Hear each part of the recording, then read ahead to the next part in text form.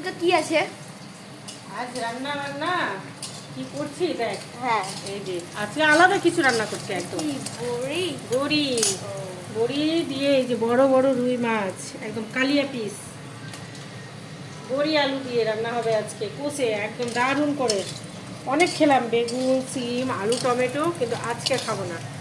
এই যে দেখো লাল লাল করে একদম বড়ি ভেজে নিয়েছি, ভালো লাগছে না দেখতে? একদম এটা বড়িকে কি বলে জানিস? গহনা বড়ি বলে। কি কি বড়ি? গহনা বড়ি, গহনা বড়ি। ও, গহনা বড়ি। হ্যাঁ, এই যে আমার ভাজা হয়ে গেছে, মাছের মধ্যেই তুলে নিচ্ছি। ঠিক আছে, দারুণ টেস্ট হয় খেতে।